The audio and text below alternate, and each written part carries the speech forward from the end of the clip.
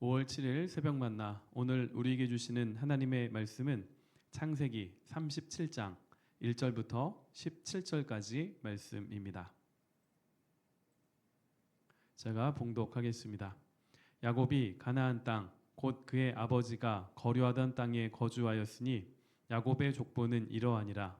요셉이 17세의 소년으로서 그의 형들과 함께 양을 칠 때에 그의 아버지의 아내들 비라와 실바의 아들들과 더불어 함께 있었더니 그가 그들의 잘못을 아버지에게 말하더라.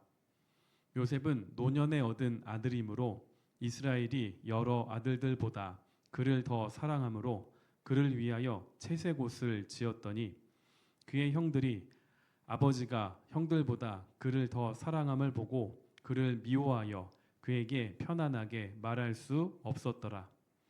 요셉이 꿈을 꾸고 자기 형들에게 말하매 그들이 그를 더욱 미워하였더라. 요셉이 그들에게 이르되 청하건대 내가 꾼 꿈을 들으시오. 우리가 밭에서 곡식단을 묶더니 내 단은 일어서고 당신들의 단은 내 단을 둘러서서 절하더이다. 그의 형들이 그에게 이르되 내가 참으로 우리의 왕이 되겠느냐? 참으로 우리를 다스리게 되겠느냐 하고 그의 꿈과 그의 말로 말미암아 그를 더욱 미워하더니 요셉이 다시 꿈을 꾸고 그의 형들에게 말하여 이르되 내가 또 꿈을 꾼즉 해와 달과 11별이 내게 절하더이다 하니라. 그가 그의 꿈을 아버지와 형들에게 말하매 아버지가 그를 꾸짖고 그에게 이르되 내가 꾼 꿈이 무엇이냐? 나와 내 어머니와 내 형들이 참으로 가서 땅에 엎드려 내게 절하겠느냐? 그의 형들은 시기하되 그의 아버지는 그 말을 간직해 두었더라. 그의 형들이 세겜에 가서 아버지의 양떼를 칠 때에 이스라엘이 요셉에게 이르되 내 형들이 세겜에서 양을 치지 아니하느냐? 너를 그들에게로 보내리라.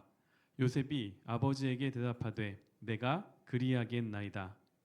이스라엘이 그에게 이르되 가서 내 형들과 양떼가 다 잘 있는지를 보고 돌아와 내게 말하라 하고 그를 헤브론 골짜기에서 보내니 그가 세겜으로 가니라. 어떤 사람이 그를 만난즉 그가 들에서 방황하는지라. 그 사람이 그에게 물어 이르되 내가 무엇을 찾느냐? 그가 이르되 내가 내 형들을 찾으오니 청하건대 그들이 양치는 곳을 내게 가르쳐 주소서. 그 사람이 이르되 그들이 여기서 떠났느니라. 내가 그들의 말을 들으니 도단으로 가자 하더라 하니라. 요셉이 그의 형들의 뒤를 따라가서 도단에서 그들을 만나니라.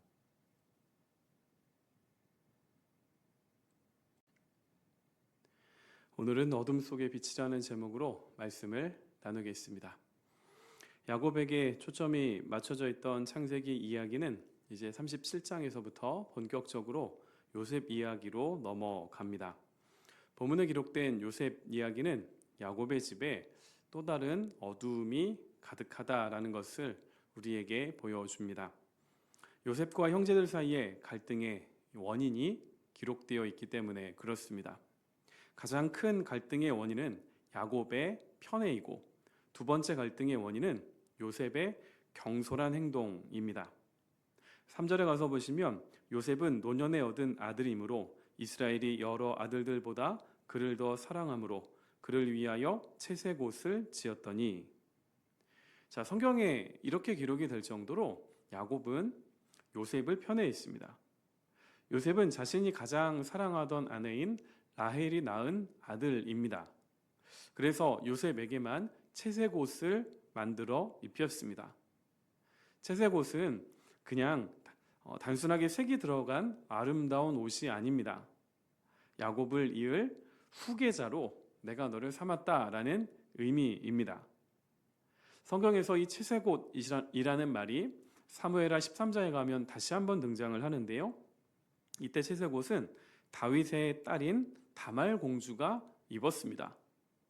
이런 의미에서 볼 때에 이 요셉이 입은 채색옷은 가문을 다스릴 자 그리고 가문을 통치할 자라는 의미도 갖고 있습니다. 그리고 상식적으로 우리가 생각을 해볼 때에 이 채색 옷은 작업할 때 입는 옷이 아닙니다. 다른 형들은 들판에서 양을 치면서 힘겹게 하루 종일 이 햇볕 아래에서 일을 했습니다. 그때 채색 옷을 입고 일하지는 않았을 것입니다. 그런 형들이 보기에 채색 옷을 입고 돌아다니는 요셉이 얼마나 보기에 안 좋았을까요? 자, 이런 요셉을 향한 형들의 반응이 본문에도 나옵니다. 4절에 가서 보시면 그의 형들이 아버지가 형들보다 그를 더 사랑함을 보고 그를 미워하여 그에게 편안하게 말할 수 없었더라. 자, 편안하게 말할 수 없었더라 라는 이 말은 이 가정에 평안이 깨어졌다는 뜻입니다. 자, 이 형제들 사이에 일어난 이 갈등의 원인은 다른 데 있지 않습니다. 바로 아버지인 야곱의 편애입니다. 그런데 사랑 자체가 나쁜 것은 아니지요. 문제는 그 사랑을 표현하는 방법에 있습니다. 야곱 입장에서 요셉에게 채색 옷을 입혔다라는 것은 너는 특별하다 이런 의미입니다. 자, 그런데 다른 말로 다른 형제들이 볼 때에 요셉만 채색 옷을 입고 있었다라는 것은 너만 특별하다라는 의미로 받아들여졌을 것입니다. 편애는 이 야곱의 집에서 계속해서 반복됩니다. 이삭과 리브가의 편애, 그리고 야곱의 라헬을 향한 편애, 그리고 본문에 나와 있는 야곱의 요셉을 향한 편애로 계속 이어집니다.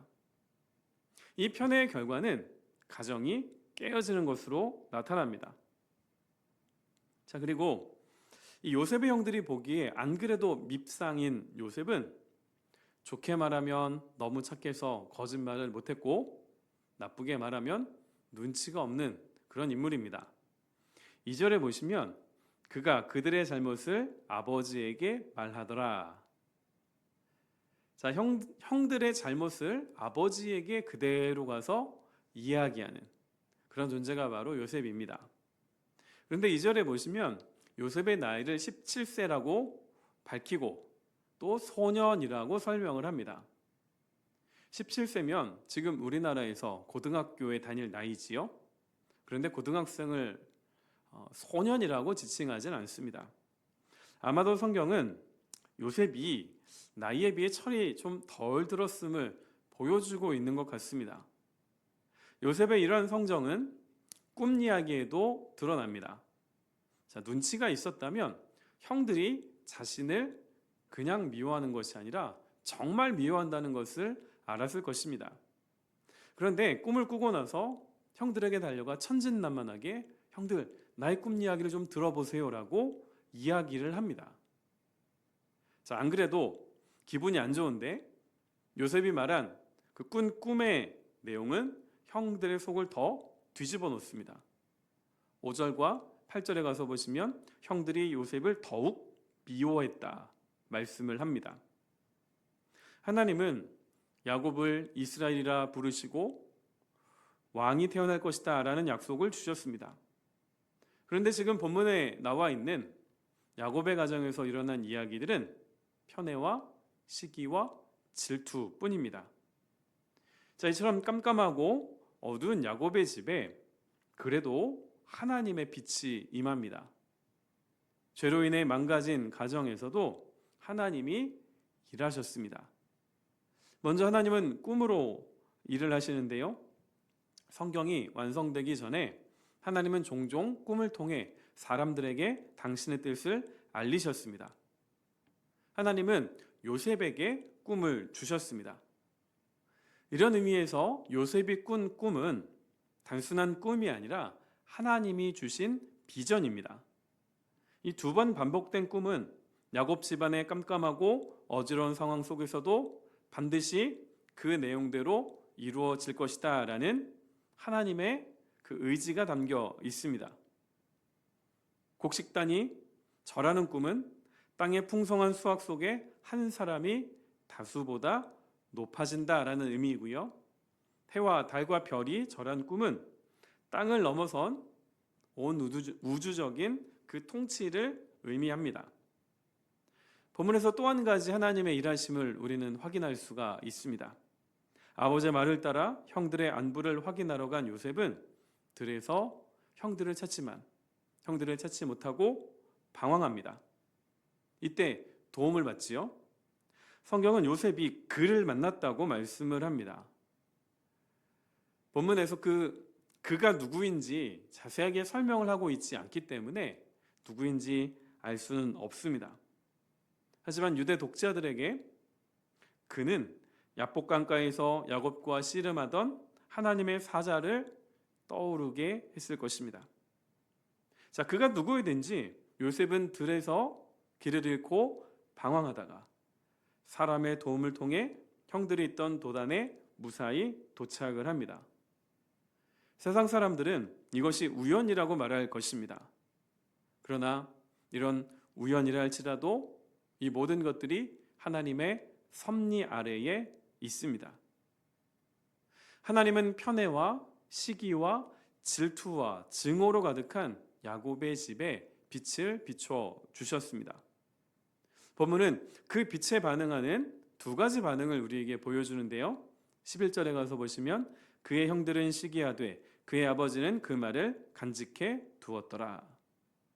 자, 요셉이 꿈 이야기를 들은 형들은 시기하였고 아버지 야곱은 마음에 간직해 두었습니다. 우리는 이미 이 요셉의 꿈 이야기의 결말을 다 알고 있습니다. 그러나 11절의 형들과 야곱은 이 꿈 이야기가 도대체 어떤 의미인지 알지 못했습니다. 그래서 형제들은 요셉의 꿈 때문에 더 시기했습니다. 반면에 야곱은 요셉의 꿈이 어떤 뜻인지 지금은 다 모른다 할지라도 그 꿈 이야기를 마음에 간직해 두었습니다.